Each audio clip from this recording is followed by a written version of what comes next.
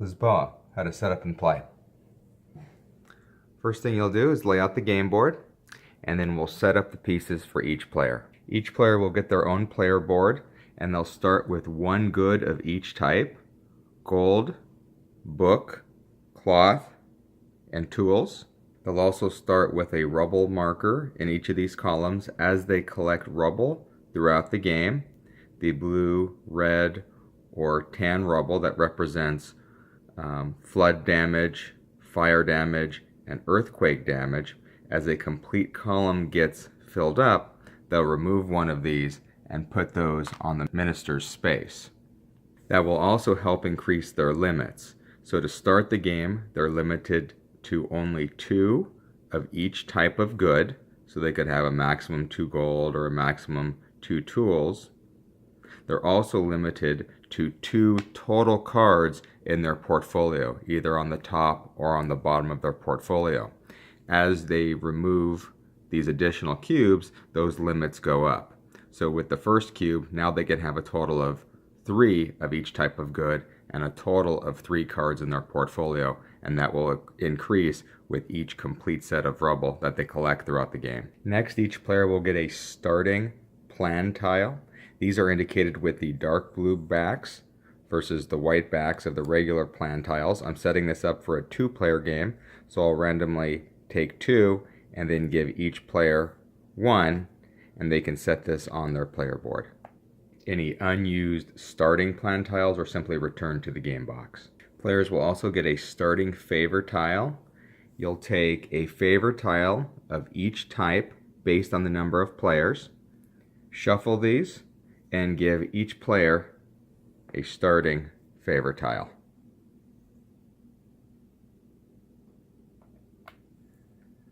The ones that aren't drawn are now placed on the favor tile spot on the game board. A player can ever only have 1 favor tile of each type, so that's why you draw favor tiles based on the number of players. Next, each player will place their house tokens here. These will go on stores when they are built during the game. Each player will have a set of state officials. To start the game, take 1 of the state officials for each player and place it in the minister's office. Also, since this is a 2-player game, I've taken a non-player color and placed a state official 1 in each of the 3 offices. Each player is also going to start with 2 random clergy tiles drawn from the clergy bag, and they're going to make a decision on which one to keep. So they can evaluate these and then choose which one to keep, and the one they decide to give away goes back into the bag. Each player is going to start with 10 rays or money, and they're going to start with a starting hand of 5 from the first era deck. That's the blue deck. You'll notice there's no icon on the back of these blue cards. Those are the starting cards that get dealt to each player, versus the second era deck that have an icon here that match the board symbol. The second era deck will be sorted based on their symbol. These are the political cards. They'll be placed in their deck spot on the board, and the top card will be revealed in each of the 4 stacks. You're going to randomly determine a start player and give them the start player marker. The start player on the influence track will start on the 4th base, and then each player subsequently, in turn order, which goes clockwise, will be placed on the next spot on the influence track. So this is a 2-player game, so the second player will go here on the 5 spot. If this was a 3-player game, 3rd player there, and if it was a 4th player game, the token would go there. Players will also place their courtier meeple in the royal court, and they'll place a token on the victory point track. Victory points are represented with this symbol in the game. It's a wig symbol. So all players will start on the 5 space on the victory point track. Next, you'll set up the board. Start with the decree cards. These are endgame scoring cards. You'll start with 8 face-up cards in the display. If you're playing a 2-player game and you ever come across a card with that symbol, simply remove that and then replace it. Next, you'll place the treasury marker on this starting spot the 0-3 spot, the 0 influence, and the 3 treasury value. Next, you'll randomly draw clergy tiles from the clergy tile bag. You'll start with 6, and they randomly go on these spots. And then the cardinal meeple will start on this spot with the influence icon. Next, you'll set out the starting ship cards. They correspond to the 4 eras of the game. So you'll have a blue, a red, a purple, and a brown ship card. You're only going to start with the blue and the red. And you're always going to use ship cards equal to 1 less than the number of players. So since I'm setting this up for a 2-player game, I'll only use 1 of each type. And the blue goes on top of the red. The purple and brown ship cards will be set aside along with the purple and brown decks. Next, you'll put the price markers for each good on their corresponding value on the goods price track. Next, you'll put out the plan tiles, sort them into the green and the blue architect stacks, and then you're going to put them in ascending order with the fewest number of statesmen on top with the highest number on the bottom based on the color. Next, you'll set out the public buildings. They're double-sided with blue on one side and green on the other. So put them all to one side, shuffle them, and then take half of the stack and flip it over. So now you've created a random green stack and a random blue stack, and then you'll take the top one and place it on the board. You're always able to see the public building that can currently be selected along with the next one in the stack that's going to come on the board. The final piece of the board setup is setting up the city of Lisboa. You'll start by shuffling these victory point tiles and randomly put them in each of the columns. If this is a 2-player game, you're going to block out row E on the board using that blocker. I'm using the promo tiles that provide extra variability in the setup. So you can use the promo tiles for the public buildings on the west side and the east side, along with the variable setup for the store markers. If you decide not to use those, then you would just play with the printed values on the board for both the public buildings and the store spots. The ones in the north part of Lisboa always use the printed values because those represent the public buildings that service the gold, the cloth, the book, and the tool stores. On the right side here, you'll set a supply of the store buildings that players can build throughout the game, and you can place 1 on each of the types to start. And then finally, you'll draw the rubble cubes. This is simulating the destruction of Lisboa from the earthquake, the tsunami flood, and the fire. So you'll start by putting 6 random rubble cubes drawn from the bag right here at the bottom. Those get drawn from the bag, and then randomly fill up all the spaces with that icon. So each of the public buildings in the west, the north, and the east will each have 2 rubble cubes randomly placed on them, and then each of the store columns and rows will have rubble cubes, 1 for each of the indicated spots. Finally, set aside the supply of goods and the supply of money, and you're ready to start the game. So play will always proceed clockwise from the starting player.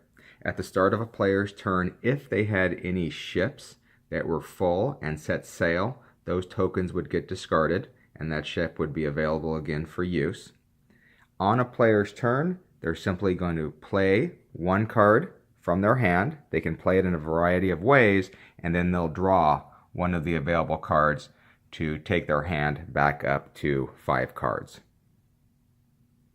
The options that a player has are listed here on their player board. They always have the option to play or discard 1 card to get a gold good. That's usually a last resort. Most of the time, a player is either going to be playing a card to the royal court or to their portfolio board. Just be sure that the player is able to meet all the requirements of an action in order to take it. So let's first talk about this main option, playing a card to the royal court. Whenever playing a card to the royal court, you always pay attention to the middle of the card because you have two options. You can play a treasury card to the royal court to sponsor an event, or you can visit one of the noble offices. Let's start with this one. I want to play a card to the royal court, and I want to play one of my treasury cards to sponsor an event. The treasury cards are indicated because they're not one of the personage cards, one of the either the builder, the minister, or the king cards. So to play this requires that I pay money equal to the current treasury value. So I would check the treasury track and see that it's currently on this value of 3, so I'd have to pay 3 money in order to sponsor an event to the royal court. You would simply place your card there, pay your money, but then you get the benefit of the icon in the middle of the card. So in this example, by sponsoring this event and paying the treasury value, it allows me to take that action, and you'll see it corresponds down there, but I get to take the action by sponsoring this event. Instead of playing a card to the noble court to sponsor an event, I can play a card to the royal court to visit a noble. You'll see here, instead of costing money, it's going to cost me influence. And there's a reminder right here of the influence cost. You're going to look at the current influence value on the treasury track. So right now it's 0, so there's no modifier. And then in addition, you're going to pay 1 influence for every other state official in the office that you're trying to visit. So in an example like this, if I want to play this card to visit this noble, which is the minister, so this is their office, so I would pay influence equal to the modifier 0 and other state officials here. I'm the yellow player, so there are 2 other state officials, so I'd have to pay 2 influence. If there was a purple here and a purple here, that would be 1, 2, 3, 4 other state officials. I'd have to pay 4 influence to visit this noble. Spent influence always comes from this influence track right here. So my token is currently on 4 influence. I would have to drop to 0 to do that in that example. But since there's only 2 other state officials and the modifier 0, I only have to pay 2 influence to visit this noble. If you don't have enough influence, you can pay the difference in victory points. So let's complete this action. I paid my 2 influence for the other 2 state officials. There was no modifier. And then I take my card and I simply place it on the royal court here. And I'm going to take my courtier meeple and put it there just as a reminder that I'm the active player. Because whenever a player plays a card to the royal court to visit a noble, all other players will get the chance to follow them at the end of the turn. So in this example, by playing a card to the minister's office and visiting that noble, I now may perform one of the 2 state actions, and then I'm obligated to perform the noble action here in the center. If instead I played a green card and I wanted to visit the builder, same rules. I may perform one of his 2 state actions, and then I have to perform his noble action. Same goes with the king. If I played a pink card, I may perform one of these 2 state actions, and then I must perform the noble action. Once I've completed all of my actions, either one of the state and the noble action, then other players in turn order get the chance to follow. They would have to have a favor tile of the type. So this player actually has a favor tile from the minister. They'd have to return this to the board, and they'd also have to pay the influence cost. By doing that, it gives them the option to take one of these 3 actions. One of the state or one of the noble, only one of the 3 by following. And then once players have decided whether or not they want to follow or they're able to follow, that would end this player's turn. So now let's cover all the different actions that can be taken by visiting a noble. Let's start with the builder. The first state action for the builder is this icon. This allows you to add 1 or 2 officials to different offices, and those officials would come from your portfolio board. So you'd simply take 1 or 2, it's your option, and then you have to add them to different offices. So maybe I'll add 1 here to a free space, I could add 1 here, or I could add 1 here. Even if it's full, I can bump someone out of this spot. You would basically determine who has the highest number, in this case purple.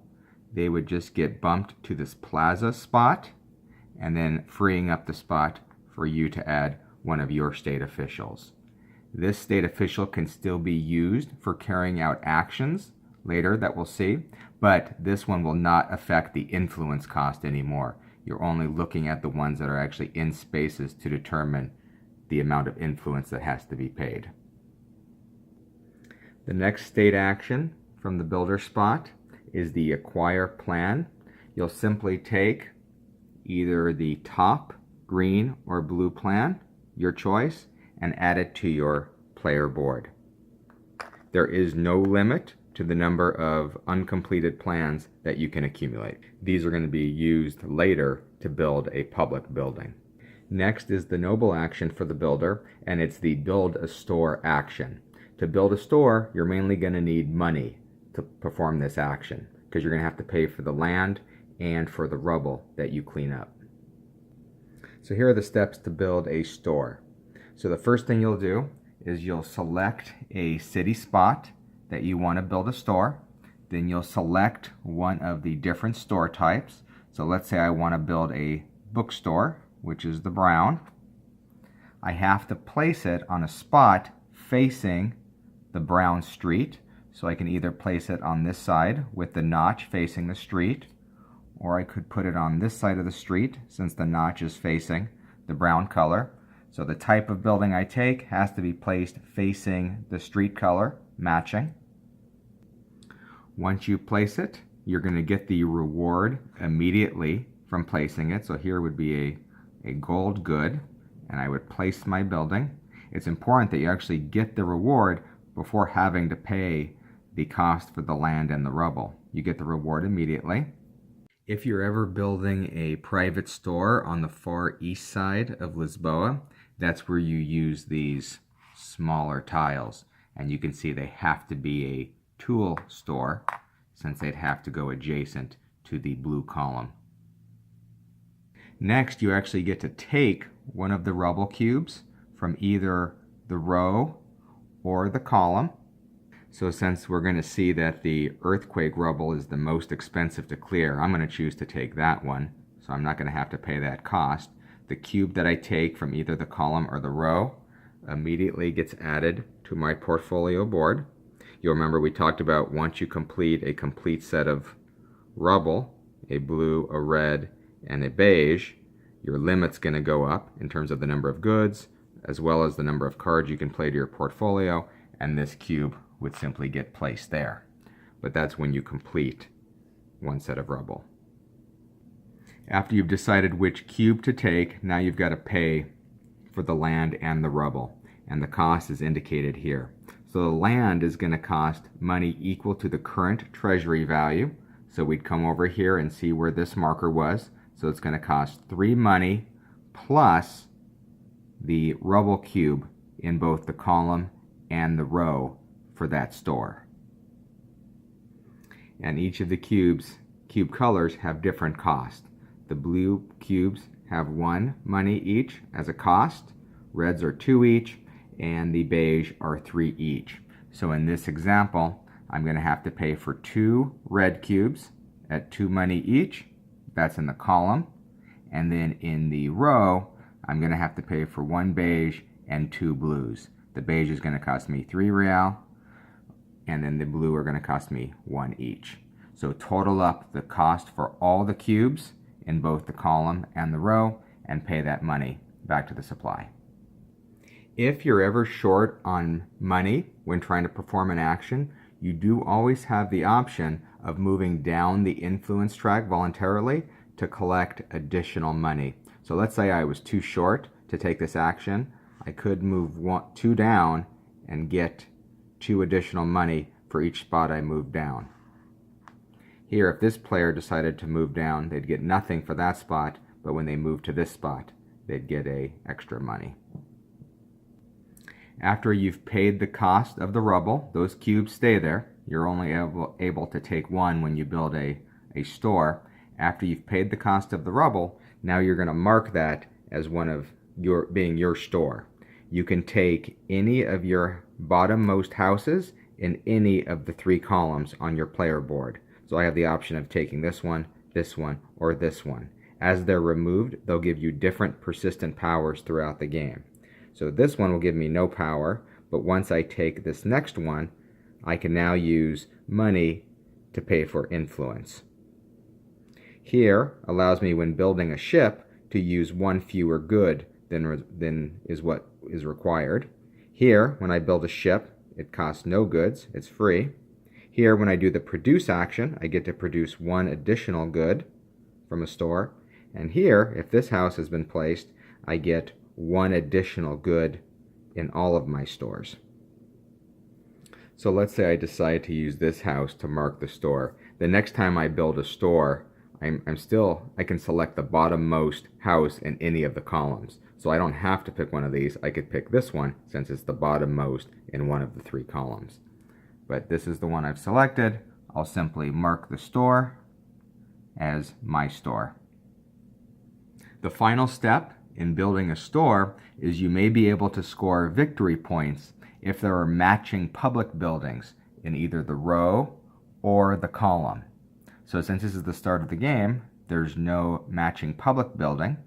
But if there was, let's say for example, this public building had been built here, the color of books, brown, matches the store I just built, so this public building is driving traffic to my bookstore, I would score victory points for this public building.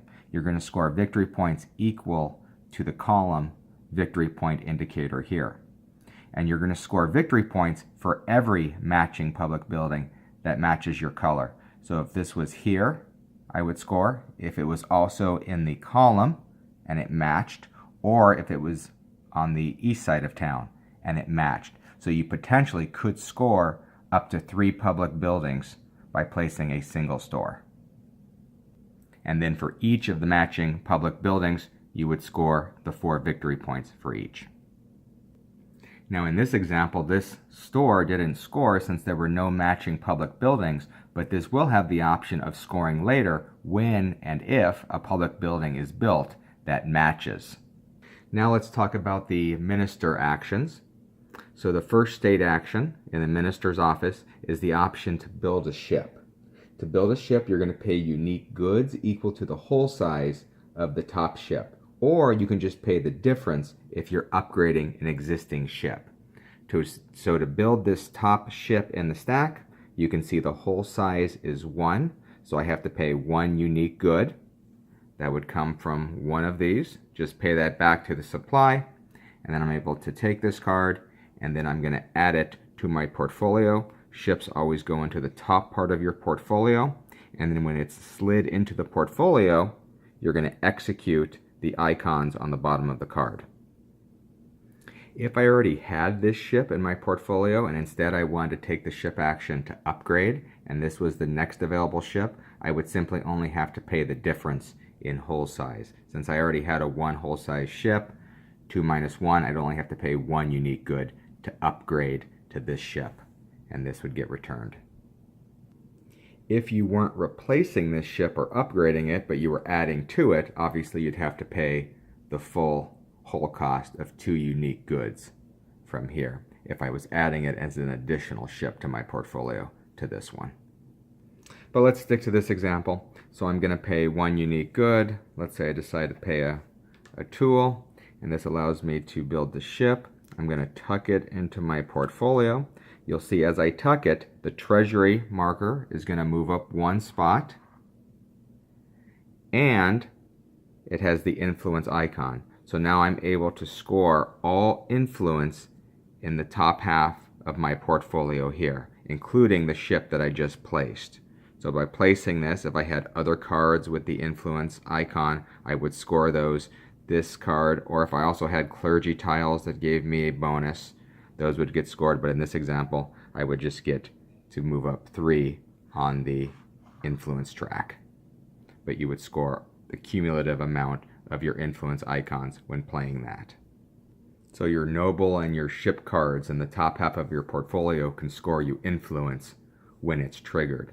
If your influence marker ever lands on the 10 spot, that's an additional victory point that you can immediately move your marker up. Also, if you're currently on the 10 spot and then you take an action that would give you additional influence, you would get the 1 extra victory point. The next action is the produce goods action. It's the next state action in the minister's office. This allows you to produce 1 good from each store that you've built in Lisboa. So here I fast forwarded a little bit, and you can see this yellow player has built 3 stores in Lisboa. They've got 2 bookstores, and they've got 1 gold store. So this would allow them, through the produce action, to get 2 books and 1 gold. And they would simply add those to their player portfolio. Always remember, you're always limited to the number of goods of each type equal to your current limit. So this player, in this example, has collected 1 complete set of rubble, so they can have up to 3 of each good. So those 2 additional books, they have 1, so they'll be right at their limit.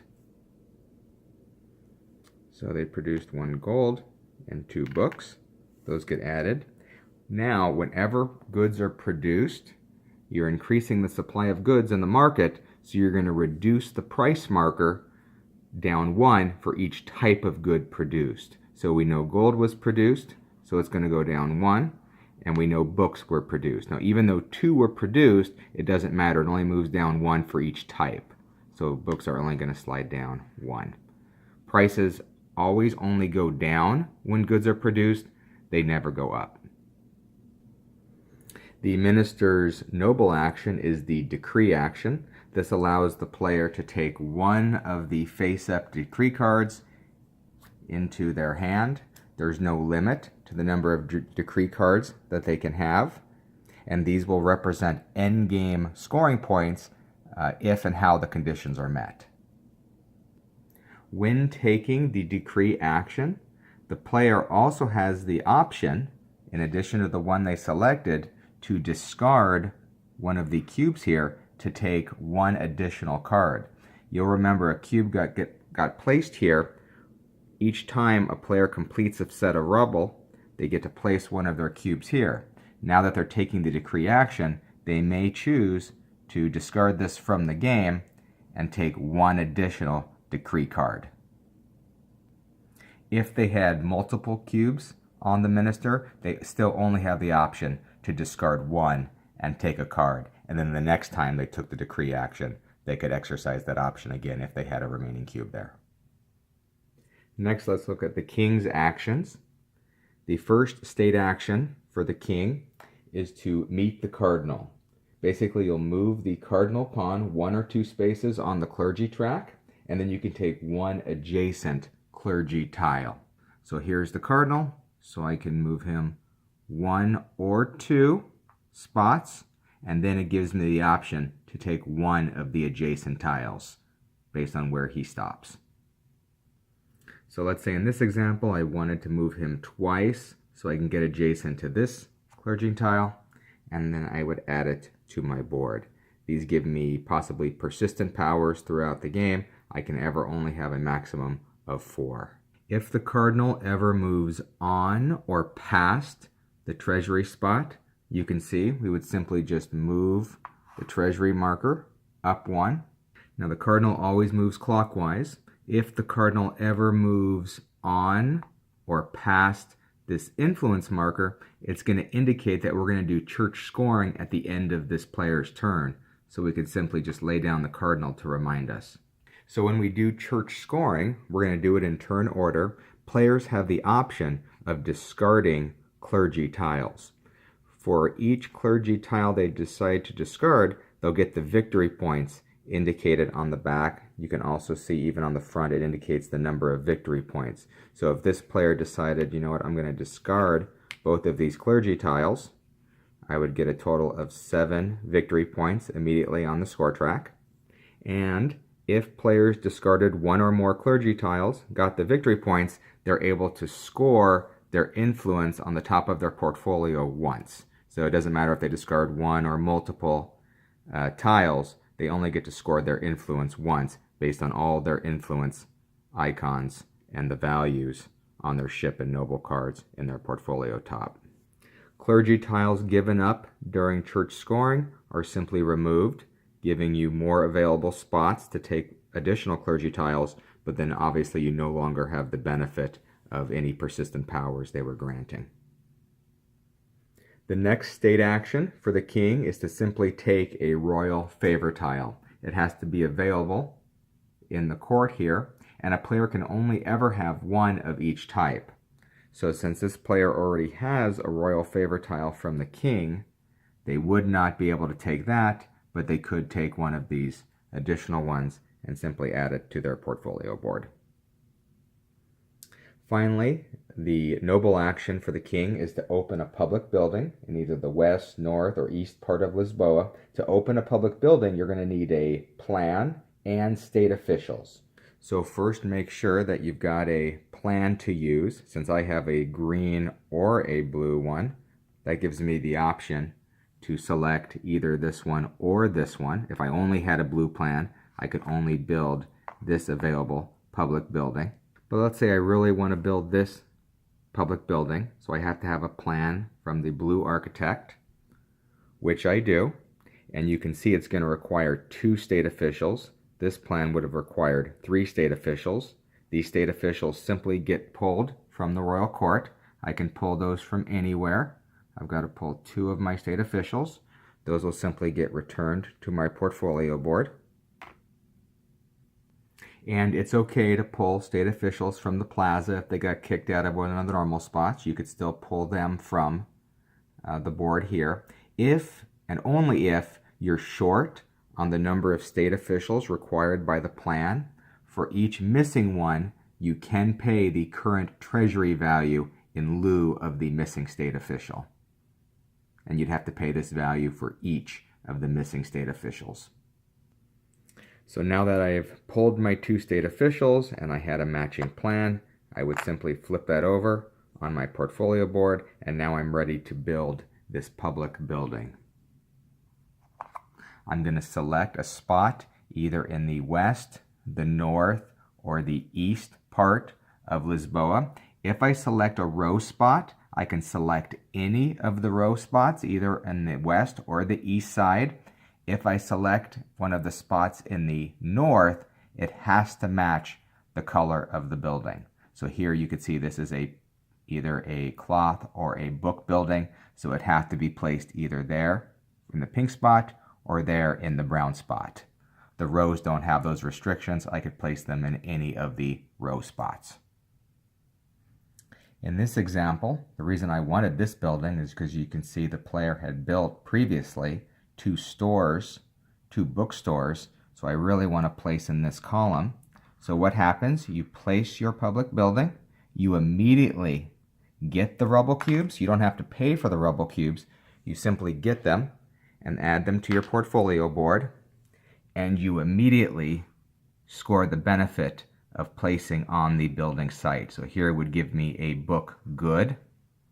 If I was to place here on the east side, I would simply get the benefit listed on this tile. Once you collect the cubes and the reward from the public building, you now get to score any relevant stores that are adjacent either in the row or the column. So in this example, there were 2 stores. So both of these stores now would score the victory point indicator for the column. So this would get the yellow player 8 points. Now you're going to score all stores regardless of whether they're yours or not. So let's say the purple player also had a store here. Once this public building gets placed, since the brown matches this street, these stores would score along with the purple player. They would get 4 points for having one store in this column. And it works the same way when building a public building in one of the rows. The relevant stores, meaning it matches the color of the public building, those are the ones that would score. So for example, if a player was to build a public building here, you can see the color is gold or pink. So this store would score since it's a gold store, but this one would not because it's a bookstore and the brown color does not match this public building being placed in this row. And again, the number of VPs scored is equal to the column indicator for number of VPs and matching or relevant stores that match the public building. So that covers all of the main state and noble actions. So we've covered all the different things that can happen when you play a card to the royal court, either to visit a noble or to sponsor an event. Let's cover the second main way to play a card, and that's by playing a card to your portfolio board. Whenever you play a card to your portfolio, you don't pay attention to the middle of the card. Now you're going to pay attention to the tops and the bottom of the card. And keep in mind, your portfolio is always limited based on your current limit. So in this example, one complete set of rubble, I can have 3 total cards in my portfolio, either in the top or the bottom, but a maximum of 3 total cards. You're always able to discard a card when placing a new card if you no longer want it, so you can remove a card to place one if you were at your limit. The first thing you're going to decide is to either play a noble card to the top of your portfolio or a treasury card to the bottom of your portfolio. And then you're going to decide between these 2 bottom actions. Let's cover these first. So the noble cards again are the ones with the nobles or the personages on the card. The treasury cards are the ones without the image of the person. So to play a noble card to the top of your portfolio, you can see this arrow indicates that it's going to slide in to the top part. Once it's played, you are immediately going to get that benefit or possibly pay a penalty. Sometimes there's a penalty on the bottom of this card. If you're unable to pay the penalty, you're still able to play the card and collect the reward. So by playing this card, you can see this gives me access to get a plan. It matches that symbol, so I could take one of the available plans and add it to my portfolio and slide that in.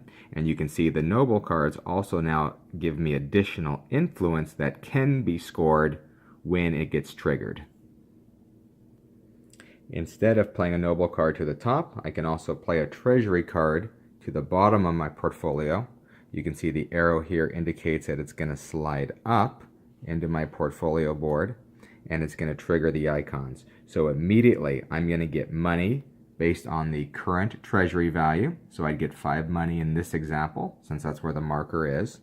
And the treasury marker is going to go down 1 spot. So I would get the 5 from the treasury and then we'd move it down, affecting all players. The bottom of treasury cards now is going to give the player a persistent power for the duration of the game as long as this card is in their portfolio. So once the player has made this decision to play either to the top or the bottom, they now get the choice of taking one of these actions, either selling goods or trading with a noble. To sell goods, you can sell 1 or more of your goods to any available ship holes, either your ships or other players' ships. And you're going to receive money equal to the goods' current price along with any ship modifiers. And if you also had any portfolio modifiers, you could add those on also. So let's say this player wants to sell goods. Their ship has a 1 portfolio size. They're going to decide to sell a gold to this ship. And they can see that the other player, they've built a size 2 whole ship. So they're also going to sell some goods using this player's holes. So they can store up to 2 goods. The player is immediately going to get money equal to the goods sold and any modifiers on the ship. So this ship doesn't have any modifiers, but they sold a gold. So the current price of gold is 5. So they'd get 5 for that good. And then they'd also get 5 for that gold. But you can see for every good sold using this ship gets a modifier. So this would be 5 plus 1, 6. And then this book, we could see, would be 4 plus 1. So you get the current price for each good plus any modifiers for the good. After the player has collected their money, if and when the ship's hull size gets reached, that ship owner would simply flip over the good tile to indicate that this ship has reached its maximum. At that time, the ship owner will score victory points for each ship good. So this yellow player would get 1 immediate victory point, and the purple player, since the hull size was reached, they would flip those over and they would score 2 victory points. If the yellow player decided to only sell 1 good, this hull size had not been reached, so this good would stay face up, and this player would not get victory points until the ship was completely full. But in this example, let's say the player did ship them. It reached capacity, so the purple player would get the 2 victory points, 1 for each of these. Now at the start of this player's next turn, any full ships, they return home. So these would simply get discarded, making this ship available again for use at the start of this player's next turn. And the same would go for the yellow player at the start of their next turn. Since this size 1 ship was full, this would simply get discarded. Instead of selling goods, the player, when playing a card of their portfolio, can also decide to trade with a noble. They can trade 1 or 2 goods and then take 1 or 2 different state actions. Each noble wants a specific type of good, but all will accept gold. So that's what this icon represents. To trade with the builder, he'll accept tools or gold. The minister will accept books or gold. And the king will accept cloth or gold.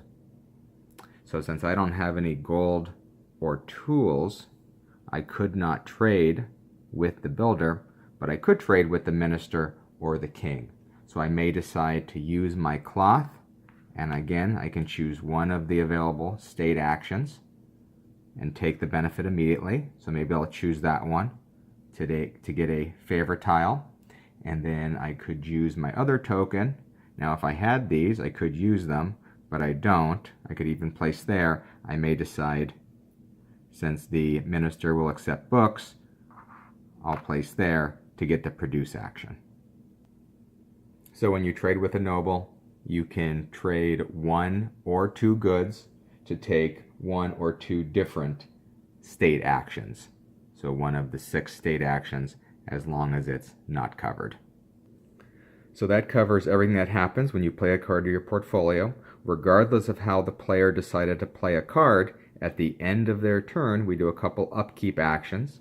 First, they're always going to draw back to 5 cards, so they can select any one of the available face-up cards. Add that to their hand. This is hidden to all players. You'll next reveal the next card in the stack to all players. If there were any decree cards taken, you'll refill those now. Any empty city store tile spots can get refilled now. You'll place one there. Any empty clergy tile spots, we draw a new tile from the bag and place them on the empty spot. And then finally remove any traded goods from the state actions. The reason why we don't do this cleanup until at the end of the entire turn is because whenever a player is possibly following a noble action, the decree cards wouldn't get replenished, the buildings wouldn't get replenished, so they would have limited options until the end of the entire turn after all following had taken place. Then we would do these upkeep steps. Once a player's turn was completed, we would simply go in clockwise order to the next player's turn. The first half of the game will end, or the first period will end, when one of 2 conditions is met. If a player on their turn has completed 2 sets of rubble, that will trigger the end of the period, or if 3 of the 4 decks are completely exhausted, that will also trigger the end of the period. When that happens, you finish the current player's complete turn, and then we're going to perform the end of period steps. So you can see here on the player board, when one player has completed 2 sets of rubble cubes, or when 3 of the decks have been exhausted, it triggers the end of the period. All players will score 3 victory points for each completed set of rubble that they have. They also have the option to discard up to all 5 cards in their hand, but for each of unique nobles they discard, they can score 1 of the benefits at the bottom of the card. So this player has, we can see, 2 ministers. So if they decided to discard all 5 of these cards and they have 2 builders, they can get 1 benefit for each type of noble. Since they only have 1 king card, if they discarded that, they could get that. Let's say they discarded all 5. They would have to choose between this benefit or this benefit, since they're both minister cards. And since they have 2 builders, well, it's the same benefit on both cards. They would only get 1 of the benefits. So each player can discard any number of cards, and then they gain the bottom reward on up to 3 unique nobles, and you get to ignore the penalties.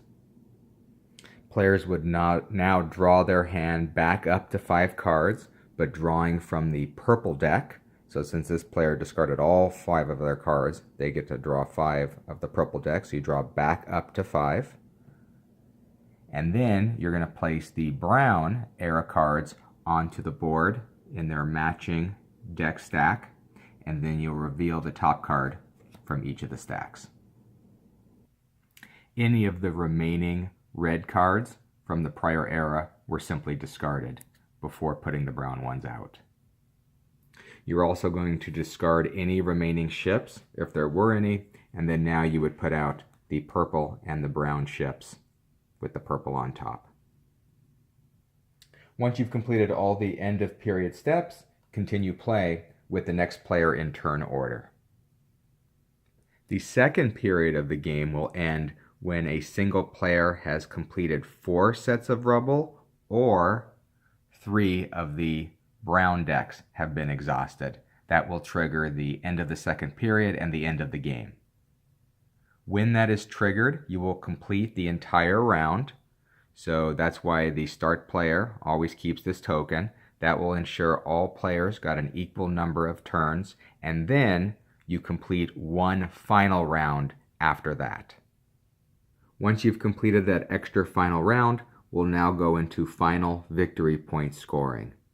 Players will get victory points equal to the hull size of all their ships. So you can see a size 2 hull ship, if it was still in their portfolio, would score this player 2 victory points. So it's the sum of ship hull sizes in their portfolio. Players will also get 3 victory points for each complete set of rubble they have.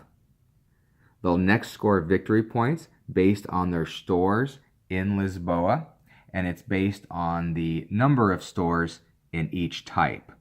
So you can see the number of tool stores. The player with the most tool stores will score 6 points, second most 4, and third most 2. If you're playing a 2-player game, you only score the first and the third place value. So in a 2-player game, the most number of tool stores would get 6, and the second player, if they had tool stores, would get 2 points. The points awarded for each type of store is based on the store. You can see the points change based on whether it's a gold, cloth, book, or tool store. If there's ever a tie for the highest number of stores or second highest, you would divide all the place values, divvy out those points, round down. Next, each player will get 1 victory point for every 5 money they have. But before you score that, players are allowed to cash out as much money as possible by moving down the influence track, collect that money, and then for every 5, score 1 victory point. Next, all players will score victory points from all their collected decree cards if the conditions were met based on the card. Next, you're going to see who has the most number of officials on completed plans. So you would look at completed plans, not uncompleted. And then based on the completed plans, you would add up the number of officials here. So we can see this player has plans with 7 officials. So the player with the highest number of officials would score 15, second most 10, third most 5. Same rules as the stores. If there are any ties, you add and divide the places, and if it's a 2-player game, you're only awarding the first and the third place value. And the final way players can earn points are for any remaining favor tiles in their portfolio. They would get 2 points for each unused favor tile. So tally all points.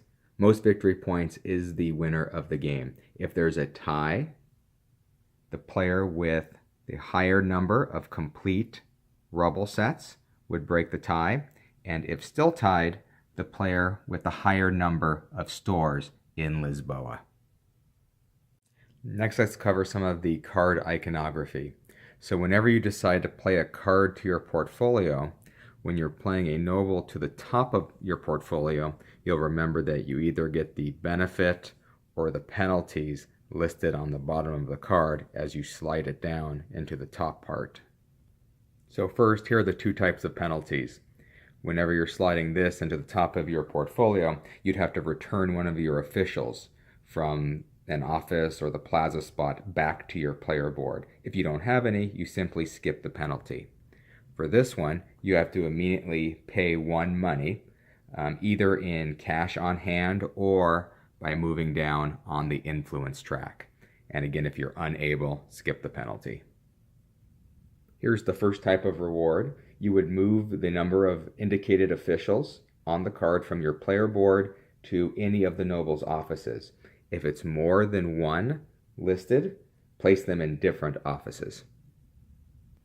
Here, simply take a royal favor tile from one of the ones you don't already have. Here, you immediately gain the influence indicated, so 3 influence. On the influence track, you'd go up. This allows you to immediately take a decree card. Also, if you had a cube on the minister, you could also discard that to get an extra decree card. This allows you to advance the cardinal 1 space on the clergy track and then take an adjacent tile. This allows you to take a plan from either the blue or green architect stack. Here you simply take the type and number of goods indicated, add them to your player board, still adhere to any player board limits. This allows you to take 1 rubble cube. This would come from those extra 6 cubes we set out here as part of setup. You're allowed to take 1 of these and immediately add it to your portfolio. This allows you to immediately build a ship. You still need to pay the usual goods, but you can benefit from any clergy tile benefits, or as you removed wooden houses from your player board, that may reduce the cost of goods or even make the ship free to build. So all those benefits could apply when doing the ship action. And this allows you to take the produce goods action. Again, any benefits from clergy tiles or your player board would apply. So here are the icons on the treasury cards. You'll remember whenever you slide a treasury card up onto the bottom section of your board, you immediately get money from the treasury based on the current value, and then the treasury marker itself would slide down 1, and then you also receive an ongoing benefit from the treasury card as long as the card is in your portfolio. For these cards, whenever you need to spend money in the game for whatever reason, you get this much of a discount. So a 1 money discount, or if you had this one, a 3 money discount whenever you need to spend it. Here, you need 2 fewer officials to open a public building. On these, for each of the depicted good that you sell, earn an additional 2 money. Here, whenever you're building a store in the city, you can discount the rubble cost by the amount shown. So here, all beige cubes would cost 2 less. 1 less for this card, and then all red cubes would cost 1 less for this card. And then for these cards, you don't even need to consider those cubes when paying the rubble cost. So for example, with this card, you could ignore the cost for any red cubes in the column or row based on where you want to build your store. Finally, let's talk about the icons that are in the center of the cards for treasury cards. You'll remember you pay attention to the tops and the bottoms when you play a card to your portfolio. When you play a treasury card to the royal court, you pay attention to the center of the card. Basically, you're sponsoring an event. You pay the treasury cost, and then you take the action indicated in the middle. So for example, by sponsoring this event, it would allow you to take the store action. This one lets you take the public building action, and this one lets you choose between the store or the public building action. For these cards, you would simply take the number of goods depicted on the card. Here you could take 2 decree cards. Here you could get 2 plans from the top of the plan stacks, the blue or the green architects. And this card lets you move up to 4 of your officials from your player board into the different noble offices. You always have to move them into different offices. So if you're moving all 4, then you're allowed to place 2 into one office. And the final treasury card action, this one would allow you to choose and take any one of the 3 noble actions. Next, let's cover the different types of clergy tiles in the game. Here are the ones that deal with victory points or scoring. For example, whenever you build a public building, get 2 victory points immediately. Whenever you build a store, get 1 victory point. Whenever you play a card to your portfolio, get 1 victory point. And whenever you take a decree card, get 1 victory point. For this one, whenever you receive rubble from the game, you may discard 1 and only 1 to receive 2 victory points immediately. Any clergy tile with a green bottom deals with endgame scoring. For this one, at the end of a period, each of your complete rubble sets is worth 1 additional victory point, and then also at game end, each of your complete rubble sets is worth an additional victory point. For this one, each of your ships, whenever they set sail, give an additional 2 victory points, and at the end of the game, each of your ships are worth an additional 2 victory points. For this one, at the end of the game, each of your completed plans is worth 1 additional state official. For this one, at the end of the game, you treat this as a complete blue plan for all scoring purposes, and you treat this one as a complete green plan for all scoring purposes at the end of the game. Here are the tiles that deal with influence. Whenever you gain influence, get an additional 2 influence. If you have this one, your ships are always worth an additional 2 influence. This tile allows you to spend money instead of influence at a 1-to-1 ratio. Here, whenever you visit or follow a visit to a noble, you get a discount of 1 influence. Here, whenever you visit or follow a visit to the builder, get a 2 influence discount. Whenever you visit or follow a visit to the minister, get a 2 influence discount. And whenever you visit or follow a visit to the king, get a 2 influence discount. And then this one, to follow a visit to any of the nobles, costs no influence. Here are the tiles that deal with money in the game. Whenever you need to spend money, get a 1 discount. Here, get a 2 money discount whenever you're forced to recruit officials, and that would be for each. Here, for each rubble you receive from the game, for each one, get 1 additional money. For this one, whenever you play a treasury card to your portfolio, get 2 money. For this one, whenever you play a builder card to the royal court, get 2 money. Whenever you play a minister card to the royal court, get 3 money. And whenever you play a king card to the royal court, get 2 money. And this one allows you to play a treasury card to the royal court for free. These next tiles also deal with money, but specifically when selling goods. Whenever you sell, get 1 additional money for each good sold. Whenever you sell, each gold is worth an additional 2. Each book is worth an additional 2. Each tool is worth an additional 2. And each cloth is worth an additional 2 money. With this tile, whenever you produce goods, you can produce 1 additional good of 1 type, but it has to be of a type of good that you actually produced with the action.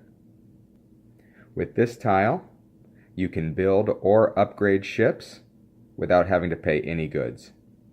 With this tile, whenever you move the cardinal, you can move him up to an additional 2 spots. With this tile, whenever you open a public building, you get a discount of 1 official. And finally, any clergy tile with a red bottom is a one-time immediate use. So here, immediately get 7 additional influence. And here, immediately take 2 royal favor tiles. They'd have to be obviously 2 different royal favor tiles following the normal rules. So those are all the different types of clergy tiles in Lisboa. Next, let's cover all the different types of decree cards that you're going to see in the game. Whenever you see this symbol, it means if you have the most or are at least tied for the most, in this case money, you earn the victory points indicated on the card. So if you're tied for or have the most money, including money that you're eligible to have on the influence track, you would score the victory points, in this case 5 victory points. For every 2 influence you have on the influence track, score 1 victory point. And if you have or are tied for the most amount of influence on the track, score 5 victory points. Here it's for every 2 influence from cards that are actually tucked into the top of your portfolio. For every 2, get 1 victory point. And then for here, for every card tucked into your portfolio, top or bottom, score 1 victory point per card. For each ship you have in your portfolio, get 2 victory points. Here are the decree cards that deal with completed plans. So for every completed plan in your portfolio, get 1 victory point. For every completed plan from the blue architect, get 2. Every completed plan from the green architect, get 2. And then this one is for every 2 depicted officials on your completed plans, get 1 victory point for every 2. These have the same conditions, but you have to have the most or tied for the most. So most or tied for the most completed plans, get 5. Tied or have the most blue completed plans, get 5. Green, get 5. And then if you're tied for or have the most depicted state officials on all of your completed plans, get 5 victory points. Here are the cards dealing with rubble. For every brown rubble, beige rubble, you get 1 victory point. For every red, get 1. For every blue, get 1. And if you have the most or are tied for the most rubble, period, get 5 victory points. Here are the decree cards that deal with the goods. So for every gold, get 1. Every book, get 1. Every cloth, get 1. Every tool, get 1. And then if you have the most or are tied for the most, gold, get 5. Books, get 5. Cloth, 5. And tools, 5. Also, if you have at least one complete set of all 4 goods, score 5 points. You can see you can only score that a maximum of 1 time. And then here's one for decrees. So for every decree card you have, including this one, get a victory point. And then if you have the most or are tied for the most, decree cards score 5. Here are the decree cards that deal with the public buildings in Lisboa. You'll remember these public buildings. So for all public buildings that are open by any player from the green architect, score 1 victory point. Here, for every public building by the green architect that was built on the west side of the city, score 2 victory points. The west side, you can see from that icon, are the public buildings that are built right here, versus the north side of the city are the ones up top, and then the east side of the city are the ones on this side.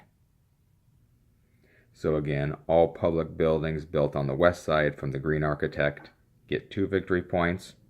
All public buildings from the green architect built in the north get 2, and then all public buildings from the green architect built in the east get 2. Here is the blue architect. So for all public buildings built anywhere in Lisboa, get 1 victory point. On the west side from the blue, 2. North from the blue, 2. And then east from the blue, 2.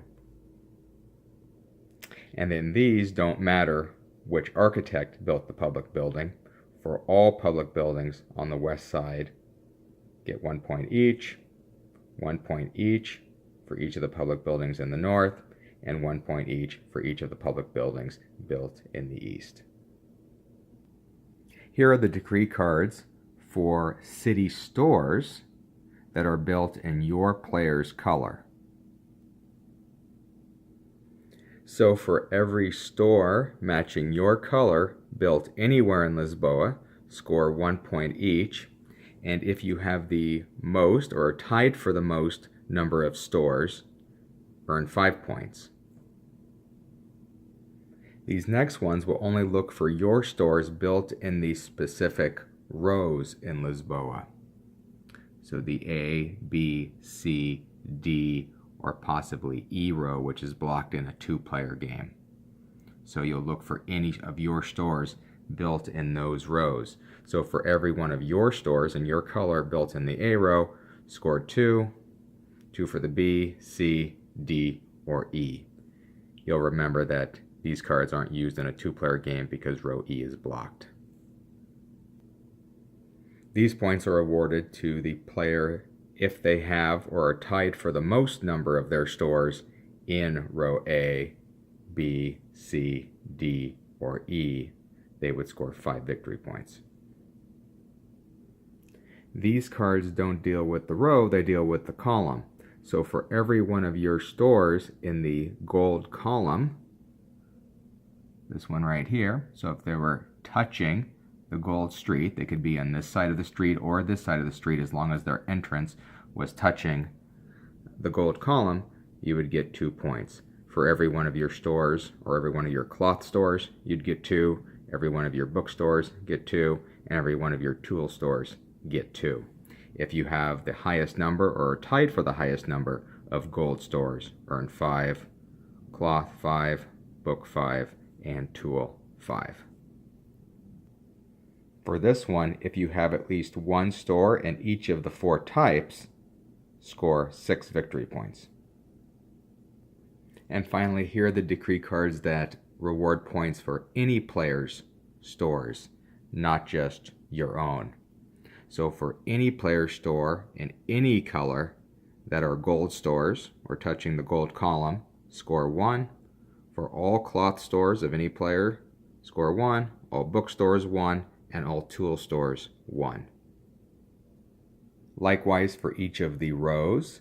So for all stores of any player color in row A, score 1. And then it's 1 for each player store in B, C, D, or E. And that should be everything you need to set up and play